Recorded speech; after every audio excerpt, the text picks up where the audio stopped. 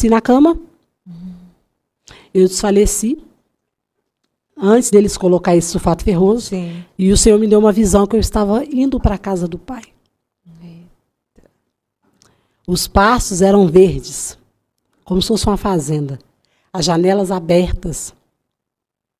E as janelas abertas, lá no fundo, aquele tanto de gente abraçando, feliz porque estava com o Pai. Sim. Só que quando eu cheguei na metade do caminho, eu entendi do que se tratava. No mundo espiritual, mesmo eu tendo arrebatamento de sentido, eu entendi que eu estava morrendo. Nossa. E eu fui e falei para o Espírito Santo, eu não quero. A obra na minha vida não concluiu. Eu comecei a falar com o Espírito Santo nessa visão. O filho que o Senhor me deu para cuidar, eu preciso cuidar. O esposo que o Senhor me deu, eu preciso cuidar daquela casa, eu preciso cuidar das minhas filhas. O meu ministério não concluiu, eu quero voltar, eu não quero ir agora. E aí eu parei de caminhar quando eu comecei a falar para o Espírito Santo, a obra não concluiu. É a palavra que eu falava mais. A obra não concluiu, eu preciso cuidar da minha casa.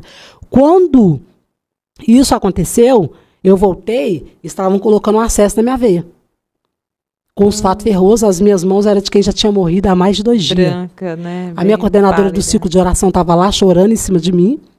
O meu esposo da cama chorando com o menino no colo, as mulheres do quarto tudo assustadas. E eu voltei.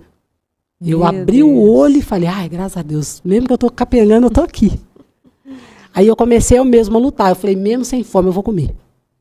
Sim. Porque eu entendi que não ia dar certo se eu ficasse daquele jeito que eu estava. Não. E aí eu fui e voltei. Depois que eu voltei, no 4º dia, eu fiquei só mais 2 dias no hospital e fui embora para casa. Quando eu fui embora para casa, eu fiquei o primeiro mês, né? Sim. De resguardo. Só que as agendas não voltaram. E eu comecei a ficar triste. Porque eu já tinha uma rotina acelerada de ministrar, Sim. de cumprir as minhas agendas. E aí o Senhor falou mais uma vez ao meu coração. Você vai desacelerar. Você não é só pregadora, você é mãe. Você é esposa. Já que eu pedi para cuidar tanto dessa casa e voltar, você vai ficar em casa. E aí eu desacelerei, eu tive que desacelerar. Mesmo que convidava, eu falava, não, vou ficar em casa. E aí o Senhor começou a ministrar em construir memórias afetivas, ficar com a minha família, com as minhas filhas, com o Josué, que é algo que eu nunca pude, porque quando eu tive as meninas, eu tive que trabalhar muito rápido. Sim. E o meu esposo disse, você não vai trabalhar mais, você vai ficar em casa agora, porque eu sou o homem da casa, eu vou cuidar de vocês todos, e você vai poder ficar como... Todas as oportunidades que eu nunca tive, o Senhor me deu.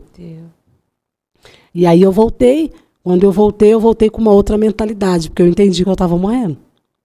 Meu Deus, é forte, né? Eu desfaleci. E a minha coordenadora fala que ela chegou na casa dela e falou para o esposo dela, a Val não vai voltar. Ela estava despedindo de mim. Foi mesmo? Ela estava despedindo de mim. Meu Deus. Ela falou com o esposo dela, a Val não vai voltar. E ele me contou o que ela falou. A Val não passa de hoje. As moças do quarto chamavam a urgência dos médicos, ia andando, né, quando ganha neném, vai bem devagarzinho. Mas elas iam-se de madrugada, desesperadas, porque estava vendo o meu estado. Meu esposo só chorava. Por quê? Custou ter um filho, e a mãe vai lá e morre no parto. Mas o Senhor, mais uma vez, assim como desde o meu nascimento, mais uma vez, Ele me deu vitória, Ele me deu livramento. E Graças a Deus. Ele é um Deus que quando Ele faz uma promessa, Ele cumpre. Sim. Ele nos prova, mas Ele também, Ele nos aprova. Isso. E através desse testemunho, o Senhor tem me levado muito em culto com mulheres.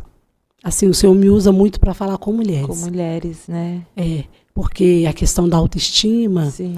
a questão da violência doméstica, né, que não é um assunto tão tratado. Não. Mas, através desse podcast, eu sei que muitas mulheres estão me ouvindo, mulheres que são cristãs, mulheres que não são cristãs, mas eu quero falar para mulheres que me ouvem, né, nesse momento. Independente da adversidade, mulheres que estão sofrendo violência doméstica, mulheres que estão sofrendo abuso sexual, vivendo momentos traumáticos, né? E violências também verbais, porque violências verbais também marcam, viu, irmã? Eu sei. Fere muito, né? Fere muito. Eu quero falar para essas mulheres nessa noite, através desse espaço. Sim, sim. Vocês têm um pai. Eu não sei qual é a adversidade, qual é o momento que vocês têm vivido, mas vocês têm um pai. Sim. E o Senhor, Ele pode mudar histórias. Assim como Ele mudou a minha história, o Senhor é o maior interessado em mudar a vida dessa irmã que me ouve. Dessa irmã que está sozinha com seu filho, que acabou de converter, que está sozinha com as crianças. O Senhor muda, Ele muda a vida sentimental. Sim. O Senhor, Ele muda a vida financeira, Ele muda o quadro, Ele provê, Ele é um Deus provedor, Ele é o nosso El Shaddai, o nosso Adonai, Ele é o grande eu Deus sou. de provisão, né? Ele é um Deus de provisão. E essas mulheres que estão sofrendo violência doméstica, se apegam no Senhor. Ele pode. Mesmo que você não tenha o apoio da família, mesmo que os amigos já desacreditaram, apanha porque quer, mas o Senhor conhece a história de cada uma de nós. Ele sabe o que nos levou a chegar até esse ponto. Sim. E eu acredito que assim como o Senhor mudou a minha história, essa mulher que está me ouvindo, se ela entregar a sua vida para o Senhor, Ele vai. Ele vai fazer de novo.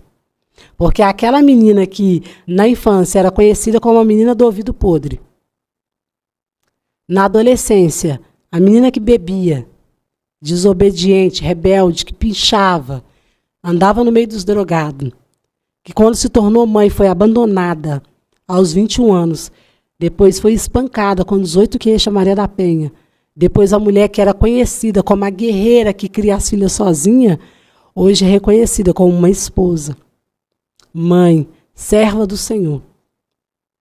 Não importa como essa história começou.